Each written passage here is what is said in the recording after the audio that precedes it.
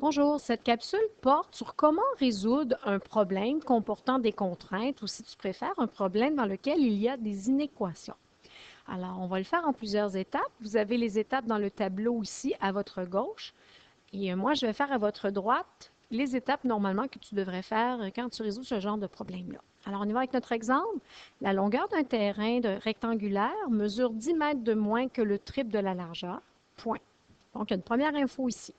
Le périmètre vaut moins de 100 mètres et la largeur mesure au moins 2 mètres. Trouve les valeurs possibles de la largeur du terrain. Donc, il y a plusieurs éléments, plusieurs phrases.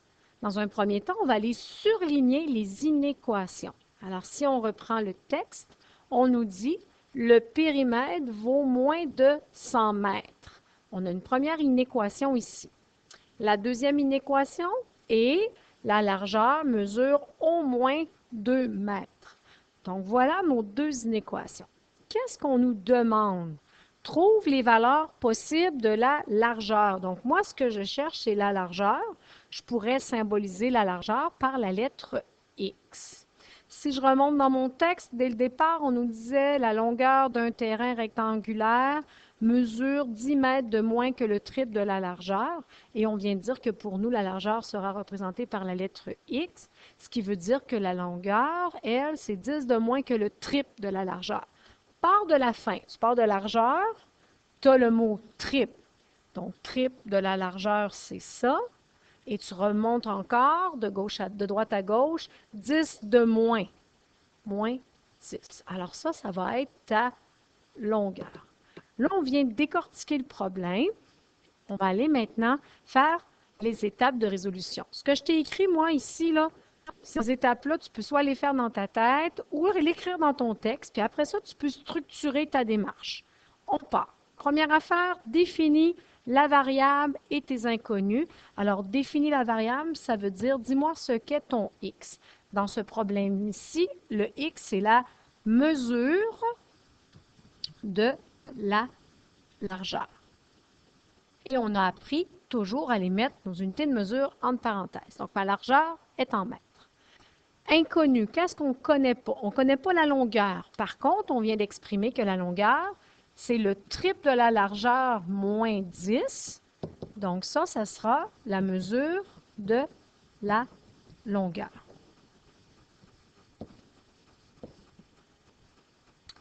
On va venir représenter visuellement la situation, c'est au besoin. Moi, je t'ai toujours dit de faire un petit dessin, ça l'aide beaucoup. Alors, on nous parle de la largeur du terrain. La lettre X représente la largeur. Et la longueur, on vient de dire que c'est 3x moins 10. Tu remarqueras que dans un terrain, il y a deux largeurs et deux longueurs. Qu'est-ce qu'on nous dit d'autre? On nous dit que le périmètre de notre rectangle, j'y vais comme ça, c'est moins long à écrire, vaut moins de 100. Voilà. Pour ceux qui seraient un petit peu embêtés sur ce que c'est un périmètre, je te rappelle que le périmètre, c'est toujours 2 fois la longueur plus 2 fois la largeur. Alors, si on revient avec les expressions que nous, on a dans ce problème-ci, le périmètre sera 2 fois, on va le mettre en parenthèse, super important, parce que c'est 3x moins 10 au complet qui est multiplié par 2, plus 2 fois la largeur, notre x. Alors là, on vient de faire une représentation visuelle avec le dessin. Et pour ceux qui seraient embêtés pour le périmètre, je suis venue te réécrire la formule et je te l'ai mis avec les expressions pour ce problème. Traduction des contraintes en inéquation. Alors, la première inéquation, celle qu'on avait surlignée en jaune, c'est celle qui portait sur le périmètre. Alors, on nous a dit que le périmètre du rectangle était comment? Inférieur à 100. On peut l'écrire comme ceci, périmètre du rectangle plus petit que 100, et par la suite, remplacer périmètre par sa formule avec les variables et l'inconnu qu'on a ciblé à la première étape. Donc, on a dit que c'était 2 fois 3x moins 10 plus 2x plus petit que 100. Ça, c'est notre première inconnue. La deuxième, on l'a mis en bleu. La deuxième, c'est que notre largeur doit être absolument au moins 2, donc plus grande que 2. Voilà pour la traduction des contraintes du texte. on va venir maintenant résoudre nos inéquations. Alors, je reprends ma première. Je vais juste venir chercher ici là, ce qu'on a là. On va avoir 2, parenthèse, 3x moins 10, plus 2x plus petit que 100. Alors, si on vient la résoudre, on se rappelle qu'il faut aller faire dans un premier temps la distributivité. Le 2 vient multiplier le 3, ça donne 6x. Le 2 vient multiplier le moins 10, ça fait moins 20. Le 2 ne va pas plus loin, hein, il stoppe ici avec la parenthèse. Donc, je vais avoir plus 2x plus petit que 100. On va regrouper les termes semblables, donc les deux termes qui possèdent le x. 6 plus 2, ça va me faire 8x moins 20, plus petit que 100. On veut isoler le x, donc dans un premier temps, on va faire plus 20 des deux côtés pour enlever le 20 ici. On va avoir 8x plus petit que 120. Et là, on va venir diviser par 8. Comme on divise par un nombre positif, ça ne pose pas de problème. Donc, le x sera plus petit que 120 divisé par 8, ça me donne 15. Voilà pour la première inéquation. Notre deuxième, ben, on a vu que x doit être plus grand que 2. Au moins 2, je m'excuse. Ça ne sera pas plus grand, ça va être plus grand ou égal. Désolé, on est allé trop vite. Donc, on a bien dit au moins x sera plus grand ou égal à 2. Désolé. Celle-ci, on n'a pas à la résoudre. Ton x est déjà tout seul à gauche. Maintenant, on poursuit. On s'aperçoit que notre x il est coincé, hein, si tu regardes bien, il est pris en sandwich. Le x, à droite, on va avoir la plus grande valeur qui est 15 et à gauche, la plus petite qui est 2. Alors, x est plus petit que 15, mais ici, on nous dit que x est plus grand ou égal à 2, ou si tu préfères dans l'autre sens, 2 est plus petit ou égal à x. Donc, on s'aperçoit que notre largeur ne peut pas être plus petite que 2, mais elle ne peut pas être plus grande ou égale à 15. Donc, le x y est pris entre ces valeurs-là.